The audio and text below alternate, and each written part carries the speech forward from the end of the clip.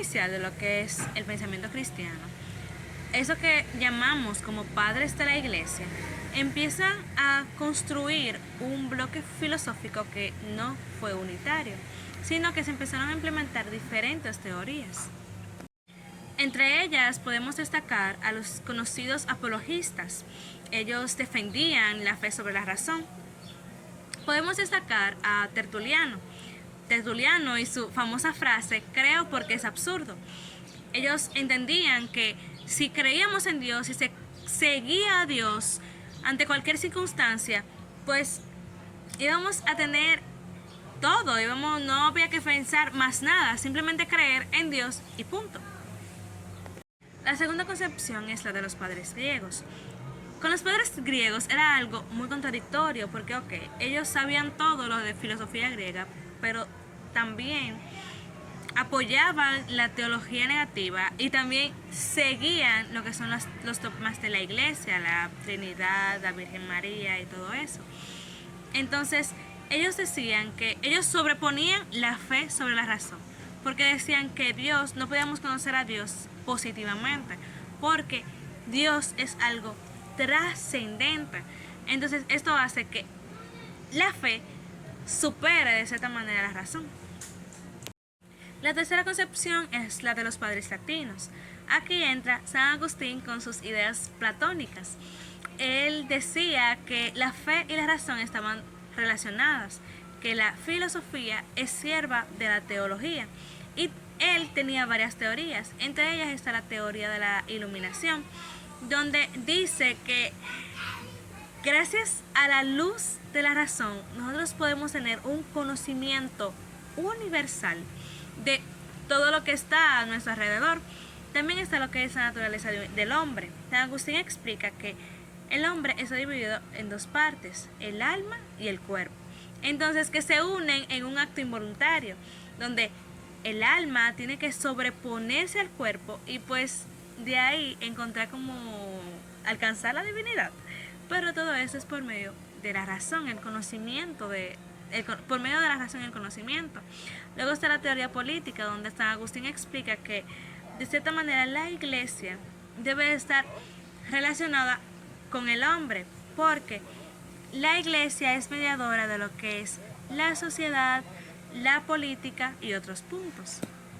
Durante la Edad Media, los monasterios se convirtieron en centros de preservación y transmisión del conocimiento tras la caída del Imperio Romano, manteniendo viva la cultura clásica en una época de cambios y reconstrucción.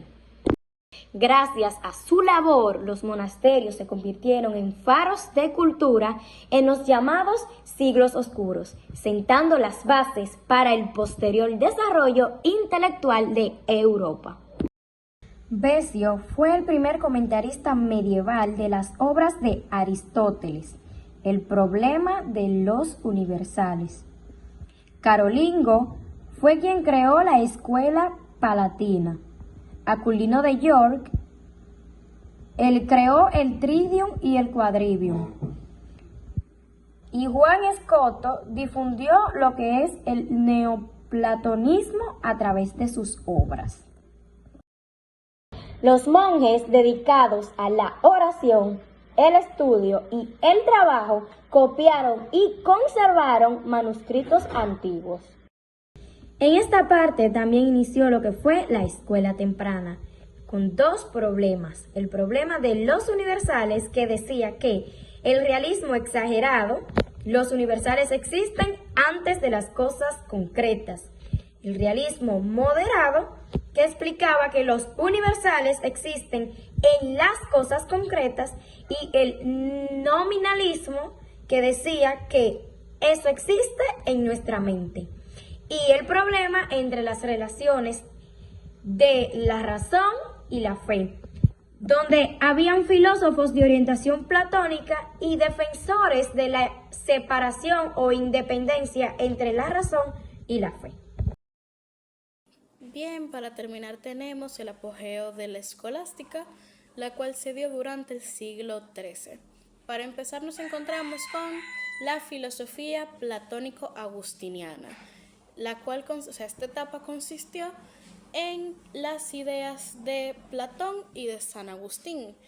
San Agustín tomó las ideas de Platón, principalmente su teoría sobre el mundo sensible y el mundo de las ideas, en el cual se argumentaba que en el mundo de las ideas toda verdad era revelada antes de que las almas vinieran a la tierra. Y luego aquí, ya más que aprender, lo que se hacía era recordar. San Agustín tomó este concepto y lo cristianizó, presentando que la verdad absoluta solo podía ser encontrada en Dios y que ésta era revelada a las almas humanas mediante la iluminación divina. Luego tenemos el aristotelismo averroísta.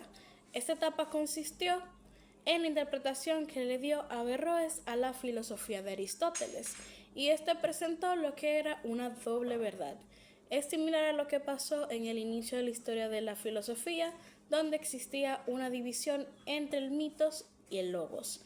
Averroes lo que presentaba era una doble verdad, una que se basaba en la fe y otra que se basaba en la razón. Y lo que decía era que estas dos verdades podían coexistir aunque llegaran a verdades que fueran distintas. Por último tenemos el aristotelismo cristiano, el cual consistió en la unión que hizo Santo Tomás de Aquino entre la fe y la razón. A diferencia de lo que presentaba Averroes, de que tanto la fe como la razón presentaban conclusiones distintas, Santo Tomás presentaba que estas lo que hacían era complementarse. Inclusive, él llegó a presentar una teoría que era la ley natural, donde presentaba que el sistema del universo podía estudiarse y comprenderse desde una base racional, porque así Dios le dio un propósito.